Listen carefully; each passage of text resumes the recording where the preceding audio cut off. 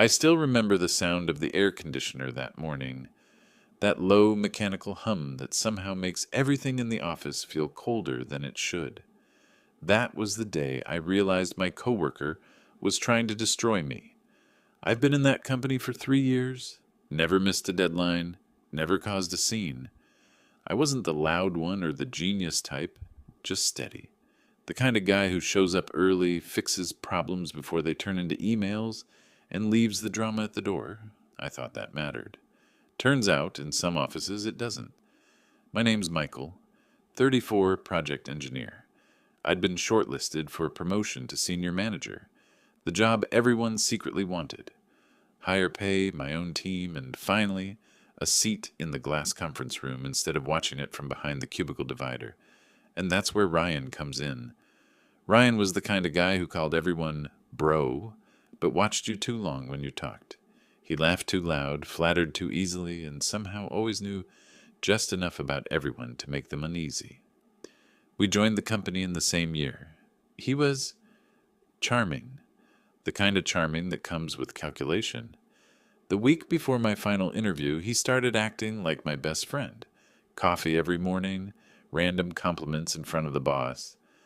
"Man, you've got this promotion locked," he said, clapping me on the shoulder one day. "They'd be stupid not to pick you." I should have known then. Nobody says that unless they're trying to make sure it doesn't happen. At first, it was small things. A missing file from the shared drive. A typo in the report I knew I'd check twice. Then the project update I sent to the director suddenly contained wrong numbers, not slightly off. Wrong. Enough to make me look careless. I thought maybe I'd uploaded the wrong version. I fixed it, apologized, moved on. But then it happened again, and again. By Wednesday, my boss was quieter around me. Ryan, on the other hand, was everywhere, staying late, volunteering for things nobody asked him to, acting like the loyal soldier cleaning up after my mistakes.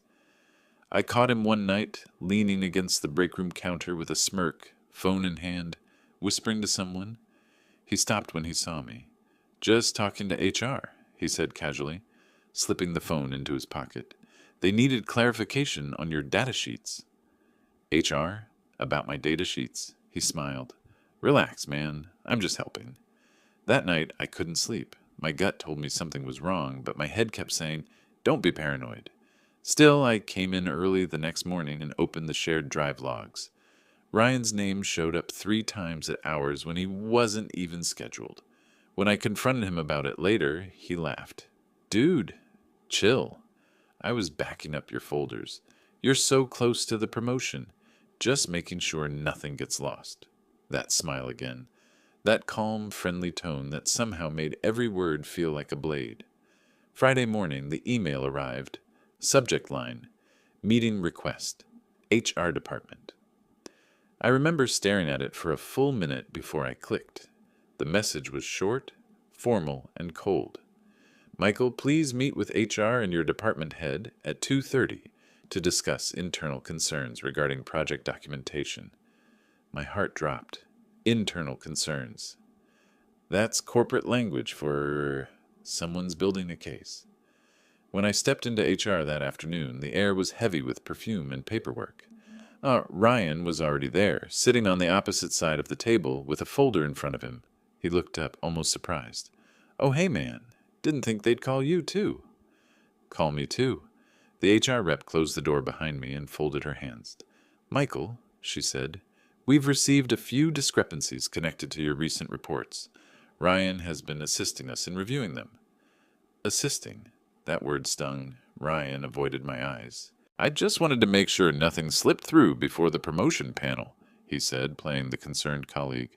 I tried to explain, calmly, that my reports had been altered, that I'd double-check everything, that something wasn't right, but every word sounded like an excuse. HR nodded, polite, detached, writing notes that didn't seem to matter. The meeting ended with the same phrase every innocent employee dreads. "We'll review everything and get back to you." When I left the room, Ryan stayed behind. I heard his voice through the glass, low, confident, rehearsed. By the time I reached my desk, the whispers had already started. That night, I sat alone in the parking lot long after everyone left. The office windows were dark except for one, Ryan's. He was still inside, typing something, smiling to himself. I told myself I'd handle it tomorrow. I didn't know it yet, but tomorrow was when everything would begin to fall apart, for both of us. But that was just the beginning. The next morning, the office felt different. People didn't look at me, they looked around me, like I was a shadow that used to belong to someone else. You can always tell when a rumor's born.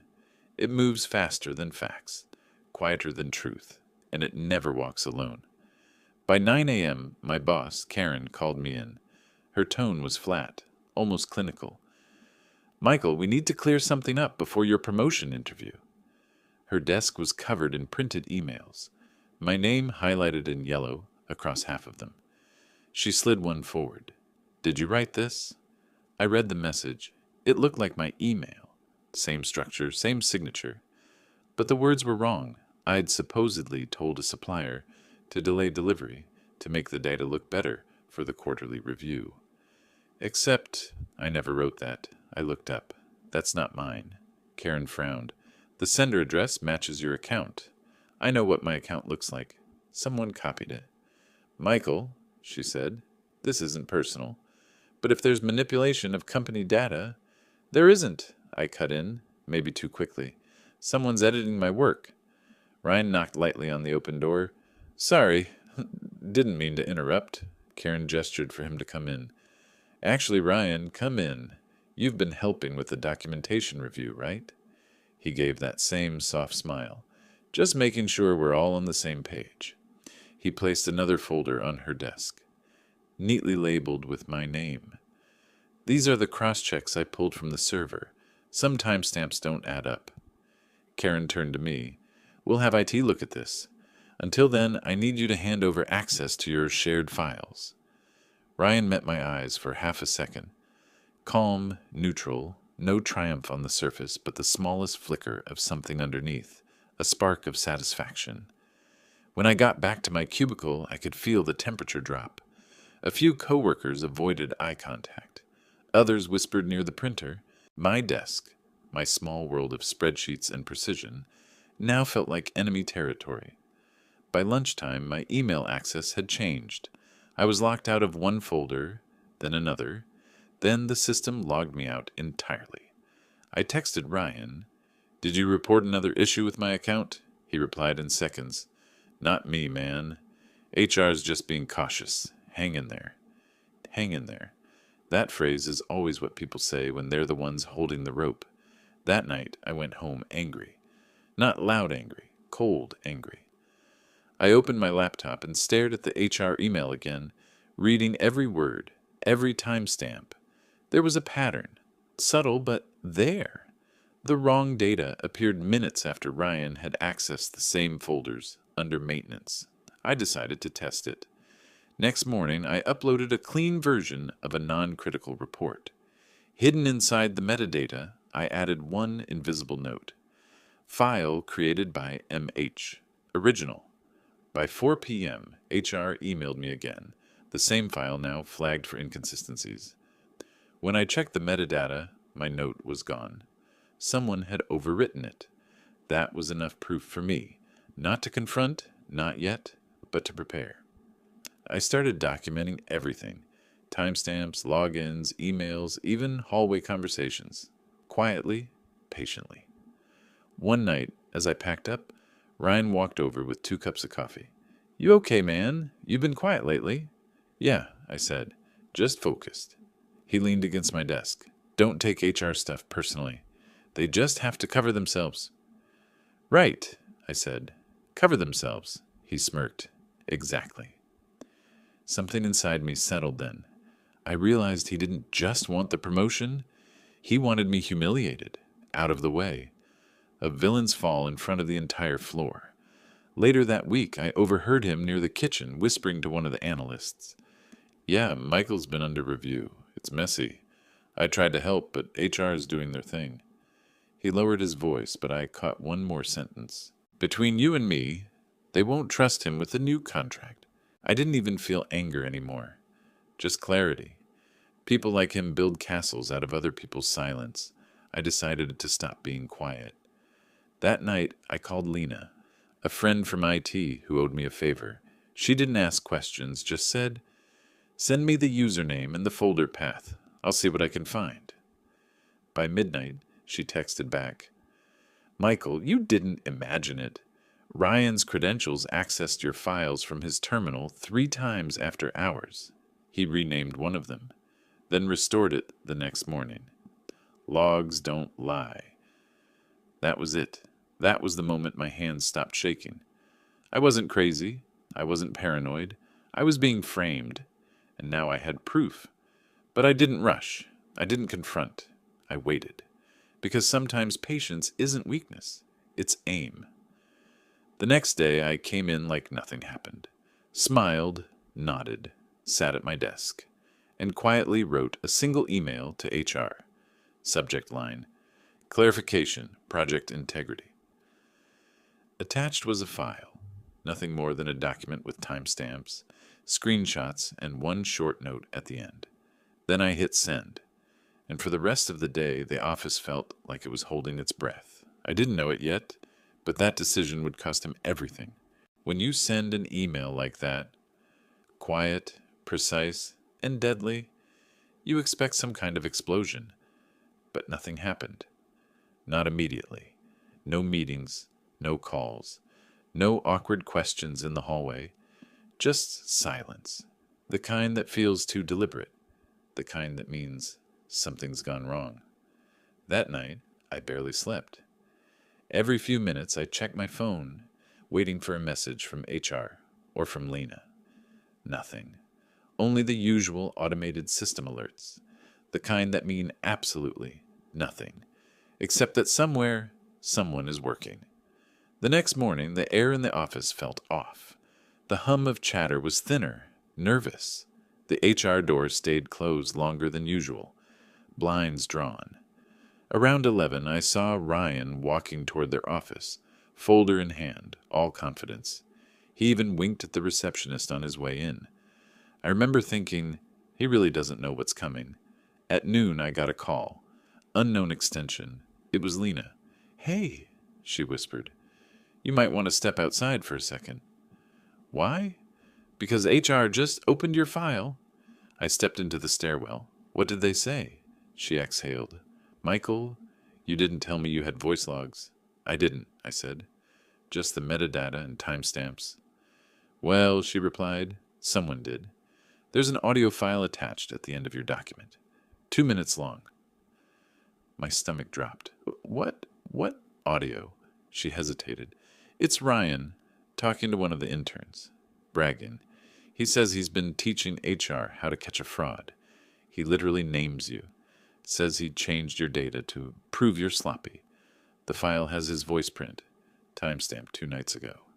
HR is listening to it right now." I stood there, gripping the rail, heart hammering against cold steel. "Lena, I didn't add that file." "Then someone else did," she said quietly. "But you're about to be very, very okay." By the time I walked back to my desk, HR had called another meeting. Only this time, I wasn't invited. Ryan walked past my cubicle, flashing a confident grin. "Wish me luck," he said. I didn't. He disappeared into the glass office with the HR head and our director. The door closed. 10 minutes passed. Then 20. By the 30-minute mark, the floor was silent. Even the keyboard clicks stopped. Then came the sound, the door opening, quick footsteps, and Ryan's voice, raised, sharp, defensive. "I was helping. You can't." Then quieter. Then nothing. He didn't come back to his desk. At 2 p.m., HR sent a company-wide email. "Effective immediately, Ryan Keller is no longer employed with the company. We thank him for his contributions and wish him well in his future endeavors." No explanation, no details, but everyone knew. By 3 p.m., half the office was whispering. By 5 p.m., the story had already grown its own wings. Someone said he'd been caught falsifying data. Someone else said IT found proof he hacked internal folders. Someone even claimed HR played an audio recording during the meeting. I didn't correct any of it. When I got home that night, I sat in my car for a long time, engine off, hands still gripping the wheel. I wasn't happy. Not yet. Just empty. Like I'd been holding my breath for weeks and finally exhaled, but forgot how to inhale again. I opened my email. There it was, a short message from HR. Michael, thank you for your cooperation. Your promotion review has been reinstated. Please join us Monday at 9:30 for a follow-up. I stared at it for a full minute. Then another email came from Lena. They reviewed the server logs. Ryan copied multiple folders and altered metadata to implicate you.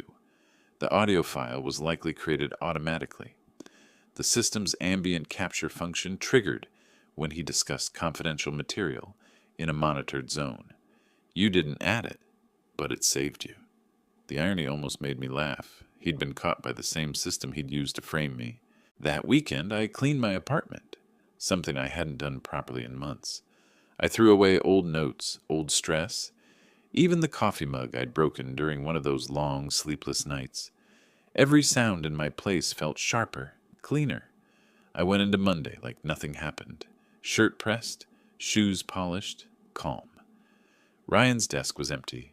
HR had boxed his things neatly. Mug, monitor stand, a little fake plant he used to water like it was real. Karen, my boss, stopped by. For the first time in weeks, she smiled. Michael, you've had quite a month. Yeah, I said. One for the books. She nodded slowly. HR told me what they found. I owe you an apology. You don't, I said. You did your job. I did mine. At 9:30, HR called me in. This time the tone was different, warm, deliberate. We reviewed your records. You've been cleared of all accusations. In fact, your documentation helped uncover a serious security breach. They thanked me. They even asked if I'd be comfortable helping implement new data safeguards. I said yes.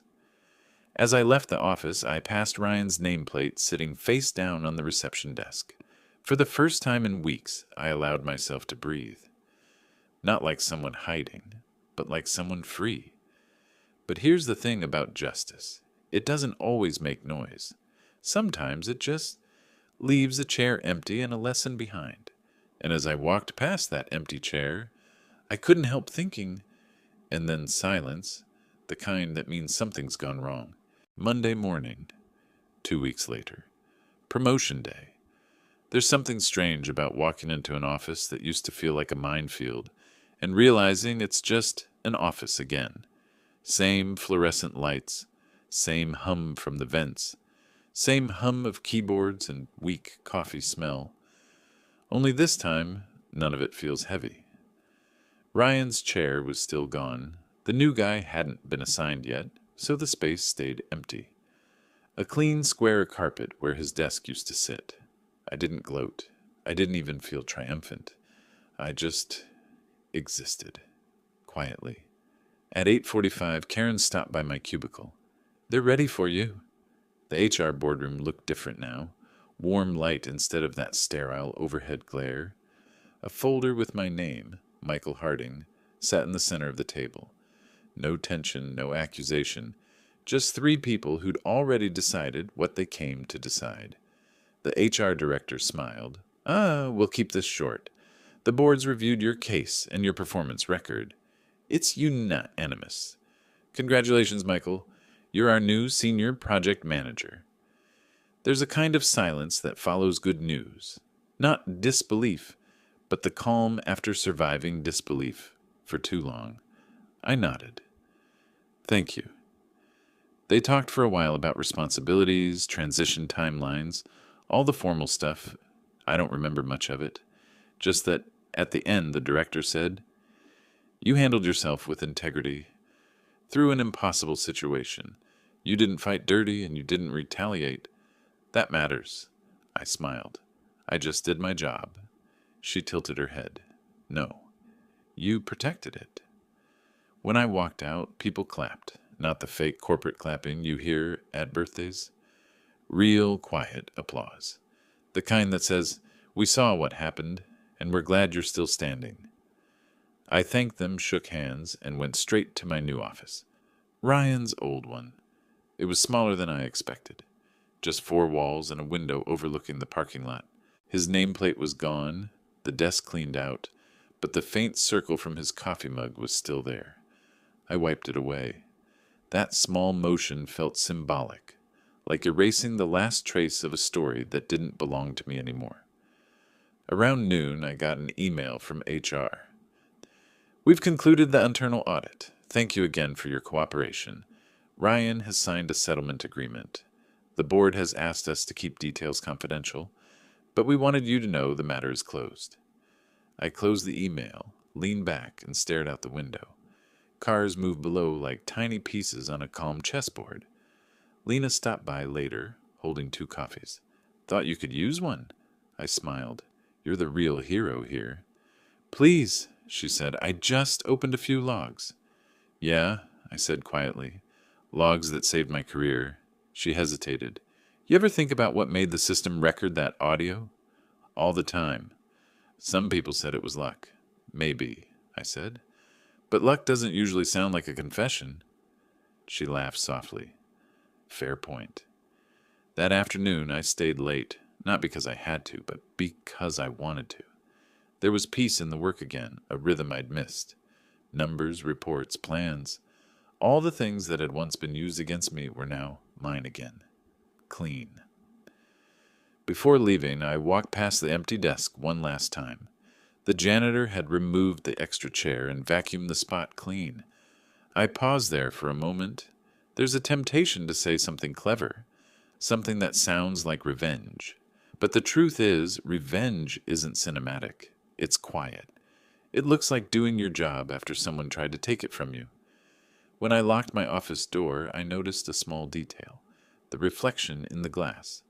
For weeks, I'd been looking at that reflection, expecting a threat behind me. This time, there was nothing, just me. On the way out, I passed the HR office.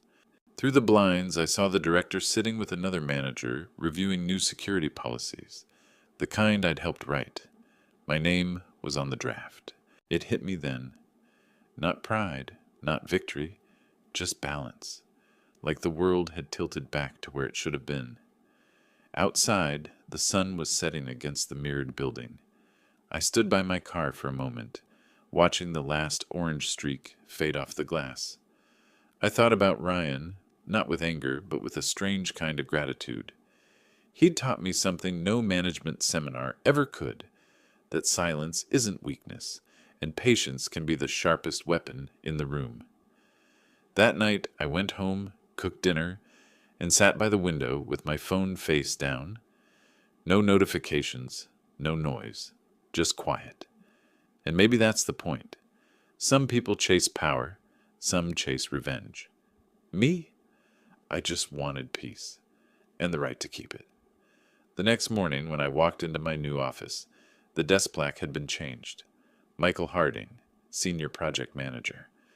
I placed my coffee beside it, opened my laptop, and took a deep breath. He wanted my chair. Now I have his office, in my peace.